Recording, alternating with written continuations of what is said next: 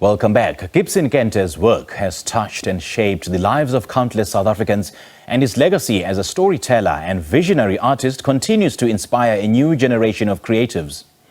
In celebrating his enduring legacy, the Soweto Theatre is hosting the Gibson Kente Lecture on the 25th of February.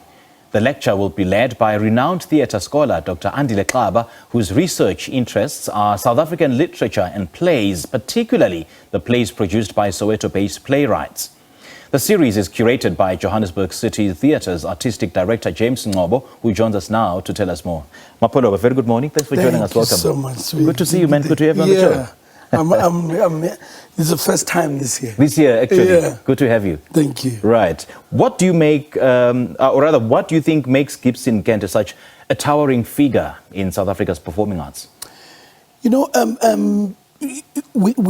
Gibson Kente, his legacy is absolutely amazing, and you can count a whole lot of young directors and playwrights that come through his mentorship, and he wrote stories that are still so pertinent for now in South Africa. But what I always say about Prakib is, for me, even beyond the writing, is how he was able to tell all these stories at a very difficult time in South Africa. And that, I think, is what we owe Gibson Kente in this country.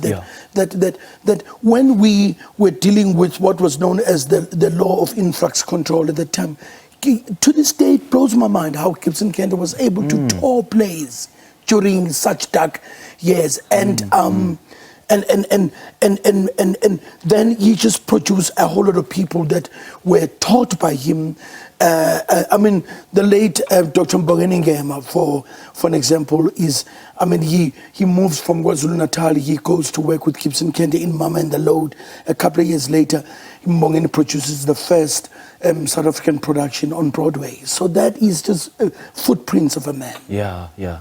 And speaking of footprints of a man, how would you describe his legacy in terms of impacting South Africa's cultural landscape? I mean, his efficacy, Gibson Kente, today, and is what we are all about celebrating as Joburg City Theatres, and the commitment to this annual lecture and bringing people like Dr. Andile Xaba into people from academia into a theatrical space. That collision excites me, because you've got now a couple of people who have written academic papers that are in the public domain.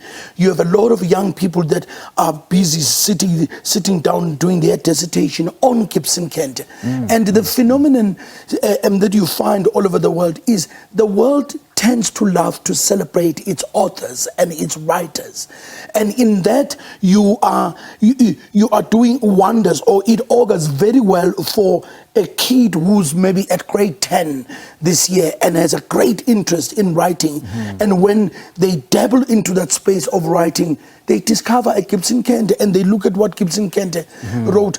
And I mean, Gibson Kente wrote plays, but also the other thing we don't mention about Gibson Kente is him as a librettist. He was one of the greatest composers of music. I remember once I was listening to Gibson Kente sitting with Huma Segel, and we were creating a production called Songs of Migration, and Prayu said, this guy would have worked on Broadway. Eish. He just was, and you'll see next week we even are dabbling on the fact that in the 1930s, with people like Duke Ellington, the inspiration that Gibson Kente starts getting, this young guy from Stutterheim who played piano so beautifully, studied social science, never worked once as a social worker, but he had a need to write.